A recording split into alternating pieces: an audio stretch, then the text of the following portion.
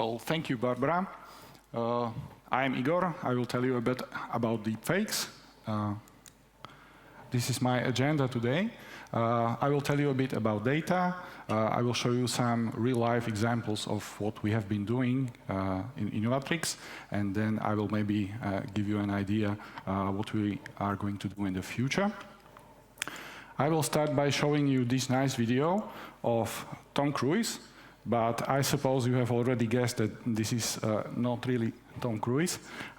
If I wanted to make a video like this, maybe if Tom Cruise were my friend, and I could maybe hire him or talk him into this, but since he's not my friend, I could maybe resort to some highly sophisticated video editing or maybe some Hollywood-class special effects. But this would take a lot of my time, a lot of effort, and a lot of money, so maybe there's another way of doing it. And fortunately for me, there are many deepfake applications that are based on deep neural networks, which can do this even better and faster than maybe I could. But these are available to anyone, basically. Anyone can just do these kind of videos. And in fact, many people are doing these videos. You can find them on YouTube or all over the internet. And many of them are just supposed to be entertaining, maybe funny. But there is also the potential for a less ethical means, I would say. So, but this is not all deepfakes are. And maybe we can say, if any one of you hears the word deepfake, this is maybe what you will imagine. I will also introduce you to this new concept, or another concept. It is called Generative Adversarial Networks, or GANs. And this really is not a new concept at all. You can see it in evolution, and it works like some predatory animal grows a bit close to kill any other animals, and then any other animals need to learn how to run faster so that they will not be eaten. And then the predatory animal learns how to fly so it can attack the prey from above. So they have to kind of learn how to hide better. And this goes on, and we can see this kind of behavior also in human society, like on this picture, where we have money counterfeiters and some police detectives that are trying to be smarter than the counterfeiters. So it's, I think it's only natural that this concept appears in machine learning as well. You have heard it yesterday, I will say it again. There is never enough data. When I'm training some kind of algorithm and it never works at the first time, and I tell to myself, oh boy, if I only had just a little bit more of data, then maybe I could just grab this pile of new images and keep throwing it at my neural network, and maybe everything will turn out well. Well, after 1 or 2 days of training, I will get my 0.00001% of improvement. And why is that? Well, because I don't need just any data, I need useful data, and that's a big difference. You see, your data usually comes in some kind of distribution. You have more of a certain kind and less of another. And this is true also for the quantity as well as for the quality. And if you are maybe developing a new product, then this is also true for your use cases. You have like one main goal that I need to be able to achieve. If I were, let's say, to develop a self-driving car, my main goal would be not to hurt anyone, get from point A to point B, follow the rules, and stay on track. That's it. And once this is all working very nicely, then there are these edge cases.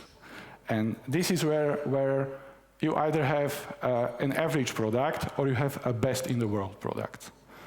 For the example of the self-driving car, if, let's say, an animal jumps right in front of me, then the car can either slow down gently and all is well, or it can crash and we will all die.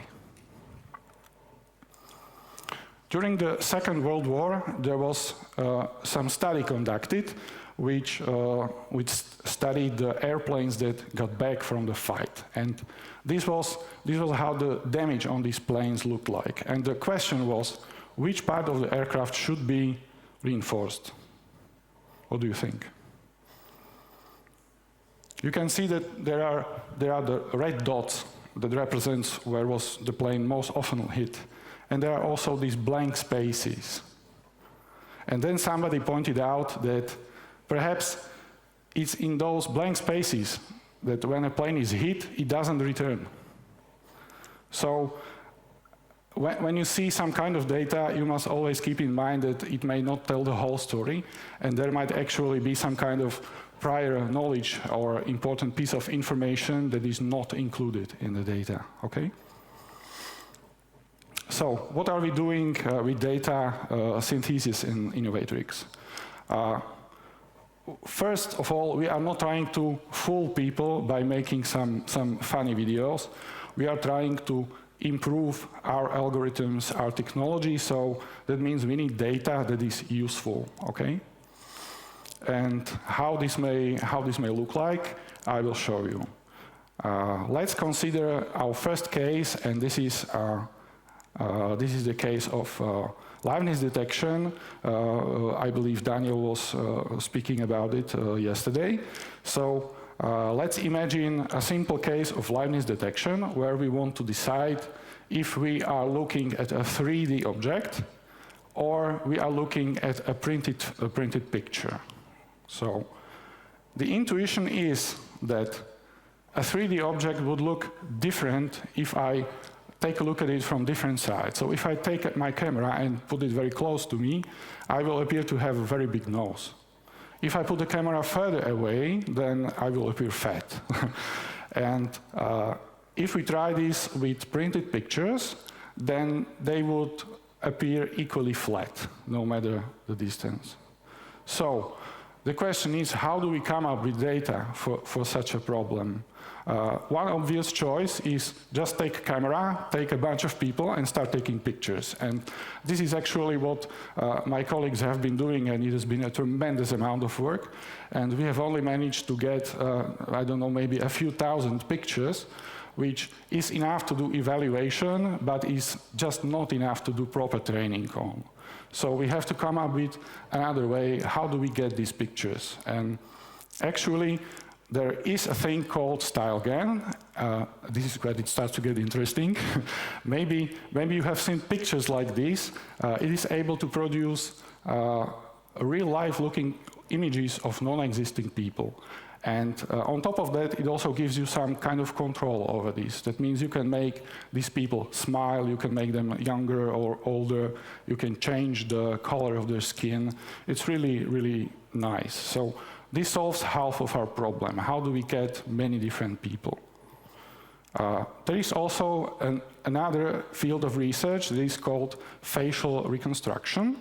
And this allows us to take a picture and get somehow a 3D model of this picture of the person that it represents. And we do not only get the 3D model, we also get the texture of the skin, a representation of the lighting conditions, and so on. So once we have this, then we can basically make any view of any person as we need. On this video, you can see also some other applications. This method is able to cope very well with difficult lighting conditions. You can see that these are really complicated cases.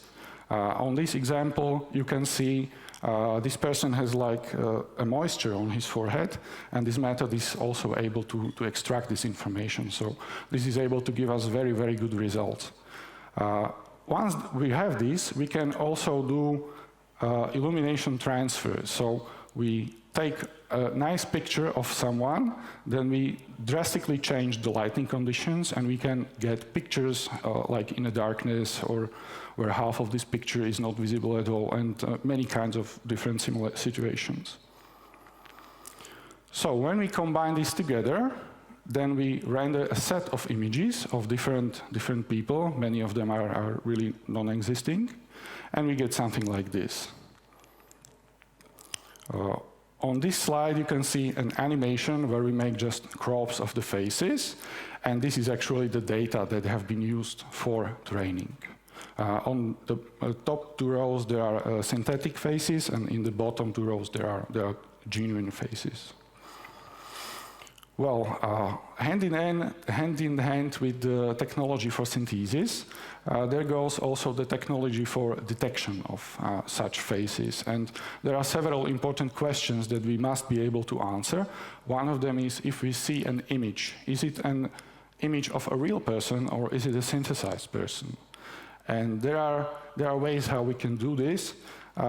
Basically, these images are generated by some kind of GANs. And these GANs tend to somehow forget specific semantic details, like you can see that this person has different color of left eye and right eye. Maybe the orientation of this woman's face does not align. The face is slightly different aligned than her teeth. And these are small traces that the GANs currently still leave, and we can exploit them.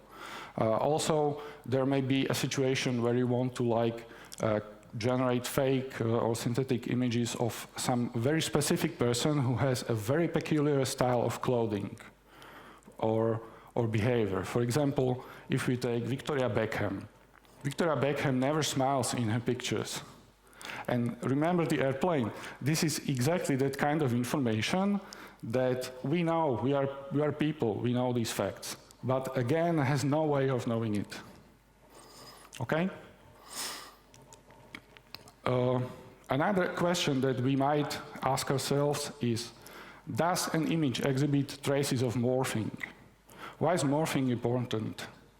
In 2018, there was a case when a certain activist managed to apply for a genuine German passport using a forged, morphed image of her and some kind of high representative of a certain European Union body. And this was really something that brought up attention to this whole domain. And it is really difficult. I mean, if you are morphing two people that are really similar to each other, it is really very, very difficult to tell if an image is a morph or it is not. If you are trying to morph maybe a young Asian man with older African-American woman, then of course the chances are much less likely to be successful in making such morph. Another question we might ask ourselves, is this a genuine image or has it been somehow altered, somehow tampered with? There are again methods how we can do this. With regular pictures, you might do something which is called residual noise analysis, and that works like you take an image, you denoise the image, and then you subtract the information, and you either end up with something that looks like a uniform noise, which means that you probably are having a genuine image, or there will be a distinctive pattern emerging, like down here. And this is a nice trace that you need to be careful, something has been done to this image. If you are using maybe neural networks to produce fake images, they leave different kind of traces. You can see that right down there. GANs tend to have very, very specific kinds of artifacts, and it is possible to detect them even if it doesn't seem maybe to the human eye that there is something strange. But if you take a look at the frequency spectrum of the image, you can see that there is a difference. So there are methods how we can detect these fake images. Now we can maybe move to the fingerprints domain. Why are fingerprints interesting? Fingerprints are very sensitive private data. You cannot just toy and play around with them because nobody would give you the data. It's protected by international laws and regulations. Even though there are lots and lots of such data, the access to them is very limited. So let's imagine that we as a company manage to sell some of you incredibly large system. You want to buy a system for 200 million records, and you want us to demonstrate that it can work. How do we do that? Of course, you cannot take just 200 million people from some other client. That's impossible. So you can use some kind of generator. And this animation shows how one of these generators work. This is Sphinx. It is a kind of standard that has been around for nearly 20 years. And its specific is that it is built using handcrafted features and handcrafted algorithms. So it is built in the traditional way as any software developer would do. And on the other hand, we can use a deep learning method. And this is more general because you don't have to rely on any specific handcrafted features. You just get a big bag of images, and the deep neural network will try to learn the statistics of the images by itself. So if we compare these two images, we can clearly see which one of them looks real. Another use case might be accuracy evaluation. Maybe some of you are aware of the fact that since people have started using disinfectants on their fingers, the quality of fingerprints has reduced over the last 2 years. And there is a document made by NIST organization that helps to evaluate how good a fingerprint is. And using several specifically chosen handcrafted aspects, they try to assign each fingerprint or each image a score. And this score lets you kind of know how likely is that this finger will perform good. If you have something like this with a score 0, you will not get any useful information out of this image. And now imagine that we want to demonstrate that our 200 million record system will be able to operate well, even with reduced quality of fingerprints. How would we do that? I mean, this score is really based on handcrafted aspects, and if you use a handcrafted algorithm, this will be really very, very difficult to do. On the other hand, if we apply deep neural networks to this problem, this is just the same use case, no modification. Another application might be maybe training better detector. Using neural networks, we can generate more impressions of the same person, and this will let us train on larger data. Now I will move to the third part, and these are latent fingerprints. This is very, very interesting domain, mainly because it is related to the crime investigation, and it is also where our company is trying to get in the near future, as you have heard yesterday. I think Matusz Kapusta talked about it. And how do these fingerprints look like? You can see these images, and they're really, I mean, diverse. They can be anything. You can have a fingerprint that is blurred, that is captured by some kind of powder, that is photographed from a camera at an angle. You need to correct these images to offer perpendicular view. Then you remove the unnecessary background, and there is really very, very many ways how these fingerprints might look like. So next to this, this is even more complicated domain. There is even less data available that we can use, because all of these data are somehow related to some crime investigation, and nobody will let you have this data. And of course, since this is secret data, nobody will have you any pairs of matching fingerprints with another kind of technology. So what we really can only work with are some public data sets. Currently there is one published by NIST, and it is about 10,000 pictures large and made of 250 people, which is really very, very small. So what can we do? First, we may try the GAN approach. Now I will tell you or show you some pictures of when it doesn't work. What's the problem with GANs? There are actually two models a part of this adversarial training. There is One that is the police, and there is another that is the counterfeiter. And they train together on common data, and one of them is actually teaching the other. And if you have very little data, you will have very poorly trained police. And very poorly trained police will, of course, result in very poorly trained generators. So basically, they will just produce garbage.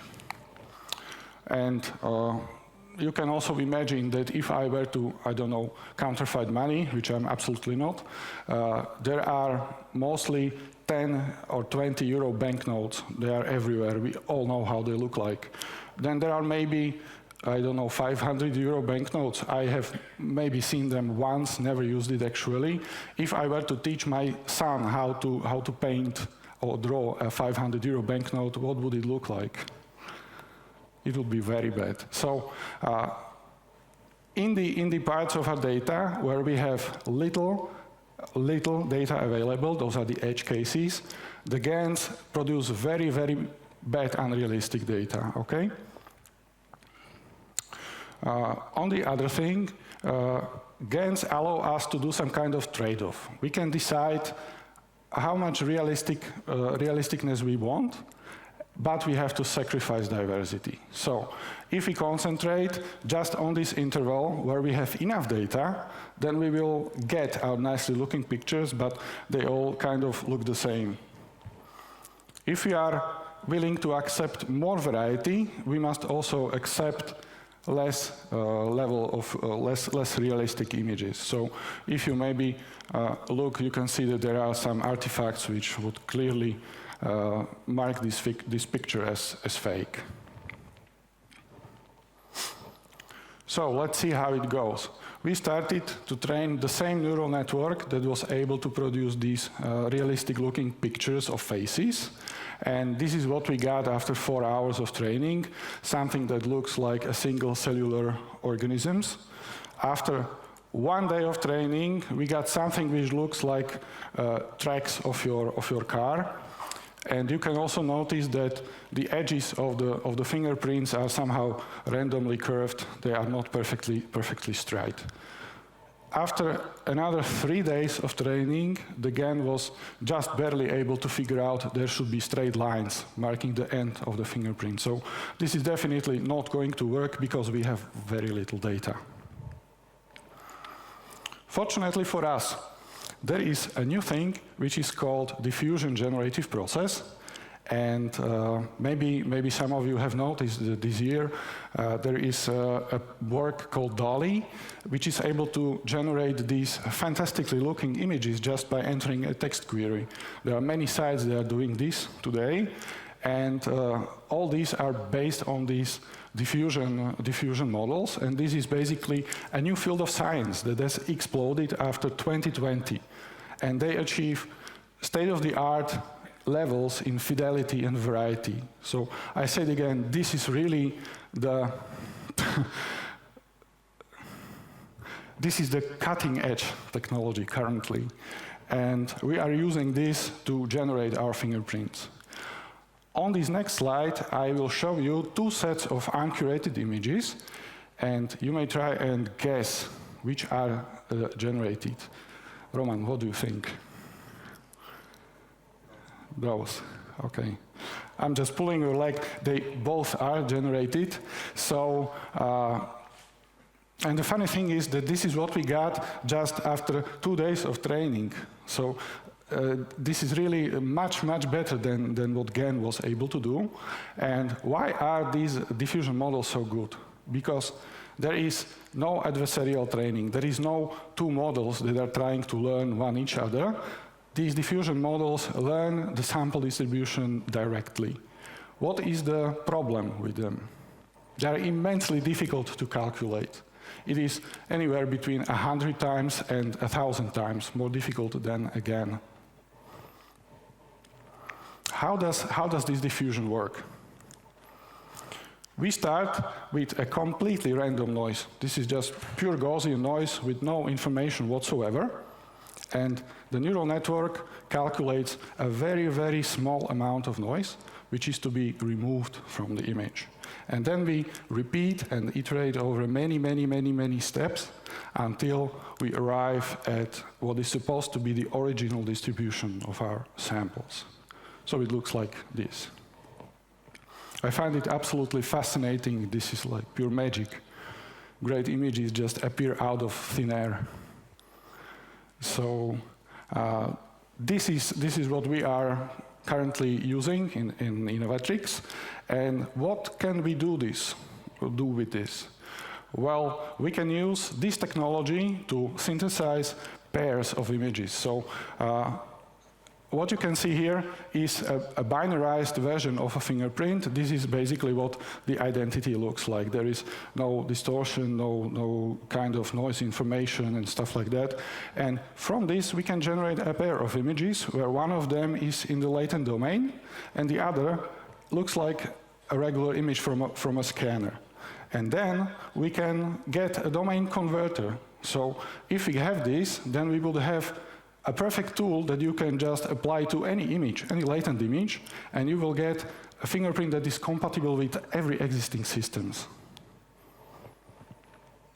Or we can do it the other way. We can just take any existing images and generate a high number of latent images. And then we are no longer in trouble because of little data, and we can train our models and our detectors so they can work with both, with latent fingerprints and scanner fingerprints all at the same time. So maybe I will throw you another idea. Maybe you have heard that there is also such a thing called contactless fingerprint systems, and they have been increasingly popular since COVID started because nobody wants to touch those things. And this is again another kind of problem because there is again very little data, and there are also some specific problems, like with the latent fingerprints there is the degradation of information, and with contactless fingerprints it's the fact that when you touch the scanner, always the impression will be a bit different because the skin will be somehow deformed, and this contactless finger would look always the same. But we can still use the same idea and train a domain converter, and the reason for doing this is that we can somehow close the gap between these two systems and make them more interoperable. That's it from me. I thank you for your attention.